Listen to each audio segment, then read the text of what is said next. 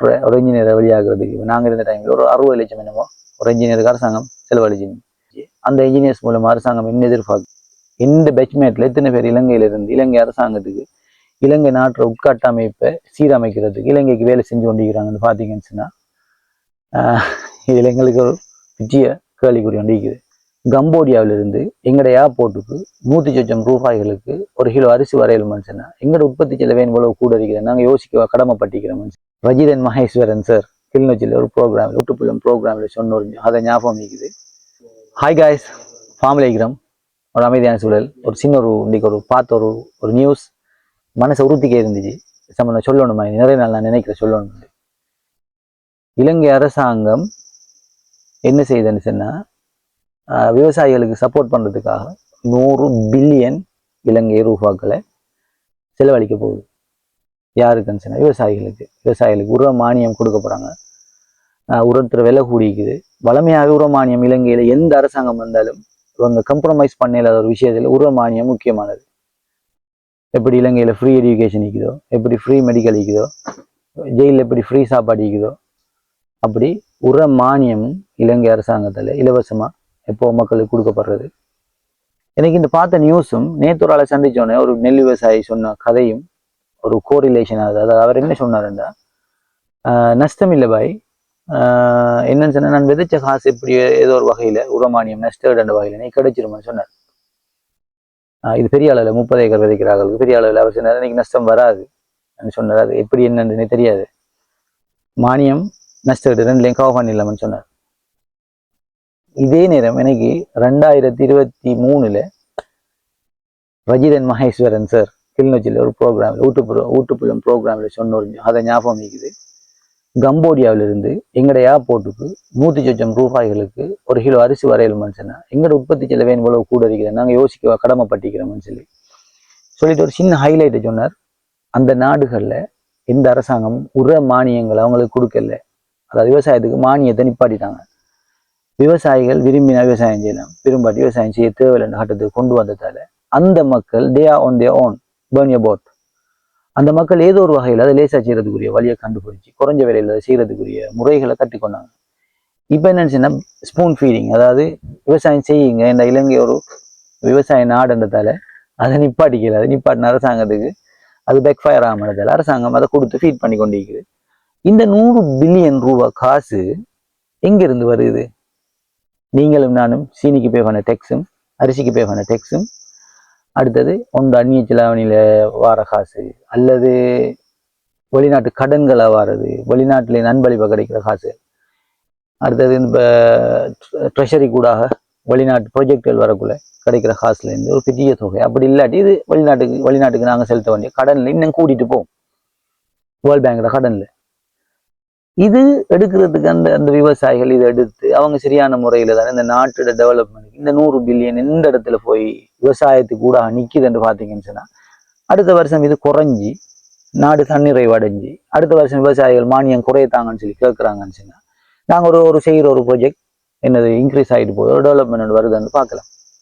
ஆனா ஒவ்வொரு வருஷமும் இந்த மானியத்தை கூட்ட சொல்லி தானே என்ன செய்யறாங்க, இந்த விவசாயிகள் சண்டை பிடிக்கிறாங்க, விவசாயிகள் ரோட்டுக்கு இறங்குறாங்க. ஆக எங்கேயோ ஒரு இடத்துல பிள்ளை நடக்குது. இதுல மட்டும் இல்லை. ஒரு ஆள் சாராயம் குடிக்கிறார், அவர் லங்ஸ் அவரே பழுதாகி கொள்றார், அவருக்கு கேன்சர் ஹாஸ்பிட்டலில் கோடிக்கணக்கான ரூபாயில நாங்கள் என்ன செய்யறோம் செலவழிச்சு அவருக்கு மருந்து அடிக்கிறோம், அவருக்கு இன்சுலின் அடிக்கிறோம். எந்த வகையிலையும் ஹெல்த்தை பத்தி கேர் பண்ணாத ஒரு கூட்டம் ஹாஸ்பிட்டலுக்கு வரும், அவங்களுக்கு அரசாங்கம் செலவழிச்சுட்டு ஃப்ரீ மெடிக்கல் என்ற அடிப்படையில். எஜுகேஷனை பார்த்தீங்கன்னு சொன்னா ஒரு டாக்டர். அதே மாதிரி தான் மற்ற துறைகள். ஜெயில எடுத்துக்கோங்களேன், ஒரு கொலை செஞ்சுட்டு வர ஒரு ஆளை அவர் சாகும் வரைக்கும் 3 வேளை அவருக்கு 46 கிராம் குறைய சிக்கன் துண்டு கொடுத்தீங்கன்னு சொன்னா சண்டை பிடிப்பார். அவர் உரிமை அது திருப்பி கேட்பார்.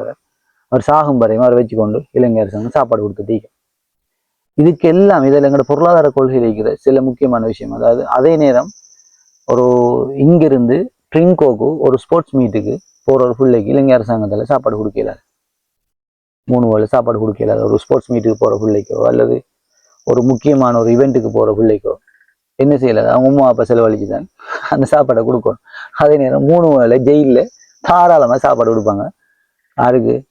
என்ன நாட்டுக்கு சேவை செஞ்சுட்டு போறார்கள் இல்லை எங்கேயாவது கொலை செஞ்சுட்டு கற்பழிச்சிட்டு போற தூள் அடிச்சுட்டு போற ஒரு கெட்ட ஆக்களை கூட்டிக் கொண்டு வச்சு இலங்கை அரசாங்கம் செலவழிச்சிட்டு எங்க செலவழிக்கணும் எங்க செலவழிக்கிறாங்க இந்த விஷயங்கள் ஒரு பெரிய அரசியல் சார்ந்த ஒரு பெரிய உட்கட்டமைப்பை மாற்ற வேண்டிய தேவை ஒன்றிருக்கு. இது இன்னுமே என்னது சாட்டிஸ்ஃபேக்டரி இல்லை. அதாவது என்பிபி அரசாங்கத்திலையும் என்ன கோயிங் வித் ஃப்ளோ, முந்தைய அரசாங்கம் என்ன செஞ்சிச்சோ அதை தனது செய்யறாங்க. ஆகவே நாங்க ஒரு முடிவெடுத்து என்னது, அரசாங்கம் மாறினால் சிஸ்டம் மாறாத வரைக்கும், மக்கள் மாறாத வரைக்கும், மக்கள் இதை பற்றி விழிப்புணர்வு பெறாத வரைக்கும் எந்த மாற்றமும் வராது. அதுக்கு லேசான ஆதாரம் தான் உரமானியம் சொல்றது. உதாரணமா இப்ப அக்ரிகல்ச்சர் டிபார்ட்மெண்ட்ல எவ்வளவோ வசதிகள் வருது, யாருக்கு தெரியும்?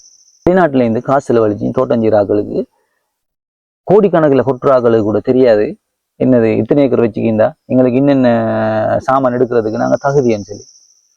வளமையாகவே ஒரு குறிப்பிட்ட ஃபார்மஸுக்கு அது சப்சிடி வரும். ஒரு 20,000 பொருட்கள் 8,000 10,000 வந்து சேரும்.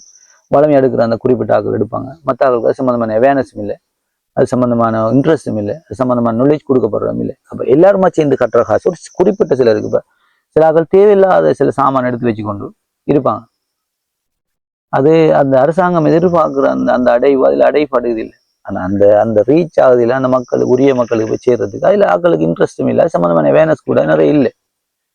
ஆகவே இது சம்பந்தமாக இது ஒரு பேசு பொருள் ஆகணும். இப்போ உரமானியம் 100 பில்லியன் இலங்கை காசுன்றது ஒரு சின்ன தொகை இல்லை. இது இப்போ விவசாயிகள் ஒரு எத்தனை % இலங்கையில் விவசாயிகளாக இருக்கிறாங்க, அவங்களுக்கு இல்லை சந்தோஷப்படுறதுக்கு இருக்குது. அதில் உண்மையாக ஏழை விவசாயிகள் எத்தனை பேர் இதில் பெனிஃபிட் அடைகிறாங்க? அவங்க கொடுத்த குத்தகைக்கு போதாது இந்த கொடுக்குற காசு. ஆகவே எங்கேயோ இருக்கிற பெரிய லேண்டை வாங்கி போட்டிக்கிற பண முதலில் அந்த மானியத்தையும் அவங்க தான் எடுக்கிறாங்க. ஒரு விவசாயிக்கும் அது கிடைக்காது. அந்த அக்ரிமெண்ட்ல குத்தகை கொடுக்கக்குள்ளே அது இருக்குது. மானியமும் நிலத்துக்கு கிடைக்கிற காசும் எங்களுக்கு அவங்க சொல்லிடுவாங்க. ஆகவே இது சம்பந்தமா நாங்க ஒரு ஆரம்பம் தான் ஜஸ்ட் தொட்டு வச்சுக்கிறேன். எல்லாரும் சிந்திக்க கடமைப்பட்டிக்கிறோம். இதுல நான் சொன்னதுல ஏதாவது பிழை இருந்தா கட்டாயமா கீழே சொல்லுங்க கமெண்ட்ல. அதிக பிரசங்கித்தான் நம்ம நினைக்காம நான் சொல்றத காது கருத்து ஆன்சர் பண்ணதுக்கு இல்லை. அதாவது நீங்க சிந்திச்சு பாருங்க இது என்ன நடக்குதுன்னு சொல்லி. இந்த இடத்துல ஒரு பெரிய ஒரு விஷயத்தை நாங்க மிஸ் பண்ணிட்டு இருக்கிறோம். ஒரு we have to connect the dots. எல்லாரும் பேச வேண்டியது எங்களோட எல்லாரோட காசும் தான் எங்களுக்கு விரும்பி. நீங்க உதாரணமா ஒரு பெச் குரூப்ல 10 பேர் காசு போட்டு ஒரு 2 பேரை தேவைக்கான நம்ம செலவழிச்சு எவ்வளவு கதையை கேள்வியை கேட்கிறோம். அப்படி ஒரு தொகுதியான நாடுன்றது எல்லா மக்கள்கிட்ட காசும் சேர்ந்து ஒரு குறிப்பிட்ட சமூகத்துக்கு போகக்குள்ள அதுல நம்ம ஆறு பெனிஃபிட் அடைய நினைக்கிறோம், அவங்க அடையலைன்னு சொன்னா கேள்வி கேட்கிற தகுதி உங்களுக்கும் எனக்கு மிதிக்குதானே. ஒரு தனியால நான் கேட்கணும்னு நினைக்கிறேன். இந்த டேக்ஸ் நான் பே பண்ற டேக்ஸ், நான் கொடுக்குற இந்த விஷயங்களுக்கு எல்லாம் எங்க காசு போகும் நான் கேட்கணும்னு நினைக்கிறேன். உங்களை எத்தனை பேர் கேட்கணும்னு நினைக்கிறீங்க? எத்தனை பேர் அதை பத்தி கேர் பண்றீங்க?